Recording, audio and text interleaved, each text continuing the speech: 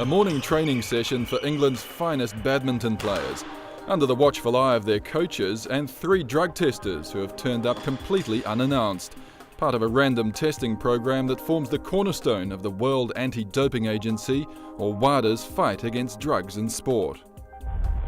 There is the right, and it is happening, for athletes who are registered to in fact be tested at any time, not necessarily in competition. And on January the 1st, WADA introduced its strictest ever regulations, which state that 3 months in advance, elite athletes have to say exactly where they'll be available to be tested for 1 full hour between 6 a.m. and 11 p.m. of every single day. Not easy.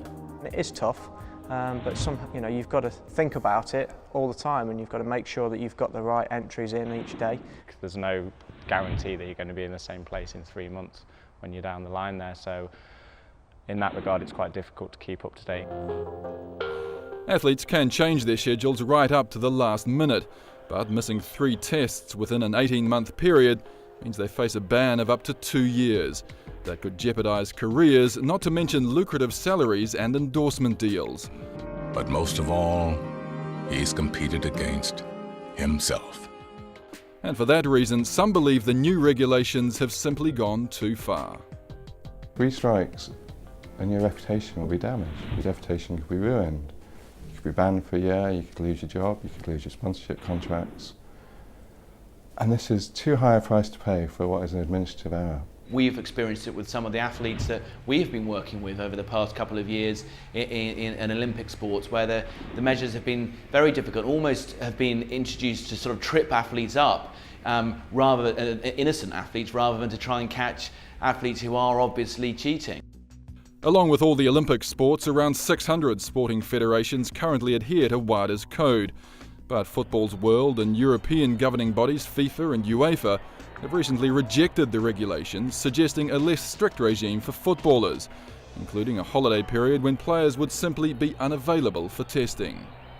We need to recognise that each sport is a little bit different. The whole premise of the World Anti-Doping Code is to get a level playing field, so all athletes have to adhere to the same regulations. Everyone has to be under the same blanket as far as drugs is concerned. There aren't drugs allowed in sport. One size doesn't fit all. Top tennis star Rafa Nadal has said the rule makes him feel like a criminal. Serena Williams believes it's just too much. Meanwhile, under EU law, 65 athletes in Belgium have challenged the regulations, saying they violate their privacy. It's become confrontational. We've got test cases in Belgium, there'll be more in every country in Europe. There's issues. There was obviously some legal consultation on the legality of the whereabouts program, and we're satisfied until advised otherwise that what we have in place is proportionate to the fight against doping. Another concern of critics is that regulations could ultimately get even tougher. Without doubt, there's only one way this is going at the moment. I don't think so. I think it's reached a limit now, whereas they do have access to you every day. Who knows? I mean, this is a moving feast, if you like. Around here, sympathy for those who may miss more than 1 test is hard to find. If you're constantly sort of getting it wrong, maybe you have got something to hide. I missed 1 test about 6 years ago, and you realise then it's very serious. So to miss 3 tests, I think you're doing something very wrong.